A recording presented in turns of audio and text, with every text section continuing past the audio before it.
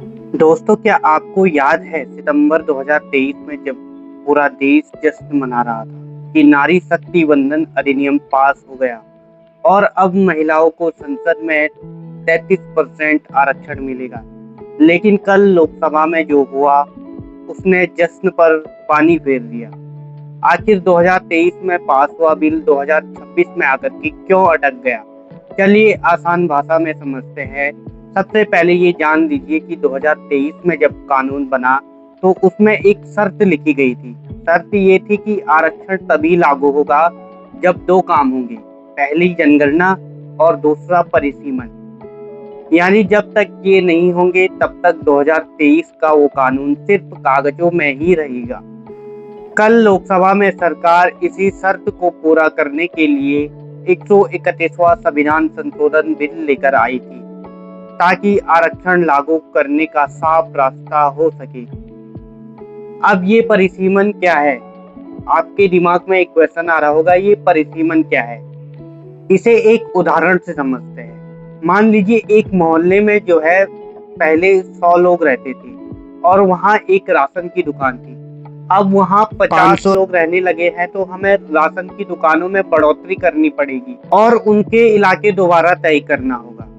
यही काम चुनाव में होता है।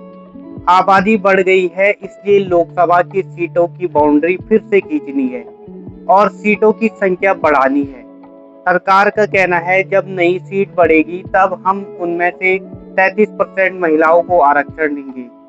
तो फिर कल बवाल क्यों हुआ? इसके दो मुख्य कारण हैं। विपक्ष का कहना है कि आरक्षण को परिसीमन से जोड़ना इसे टालने का बहाना है। वे चाहते हैं कि जो अभी 543 सीटें हैं उनमें से ही आरक्षण दे दिया जाए। दक्षिण भारत के राज्यों को डर है कि परिसीमन हुआ तो उत्तर भारत यानी जहां ज्यादा आबादी है वहां की सीट बढ़ जाएगी और दक्षिण का प्रभाव कम हो जाएगा। इसी खींचातानी की वजह से बिल को 2/3 बहुमत यानी कि 352 वोट नहीं मिले, सिर्फ 298 ही वोट मिले और बिल गिर गया।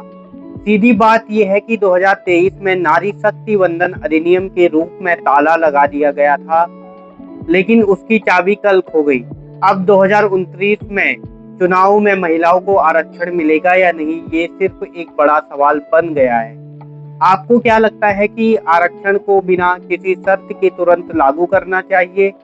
कमेंट में अपनी राय और ऐसी जानकारी के लिए चैनल को जरूर से सब्सक्राइब करें। Thank you so much watching. Bye bye, take care.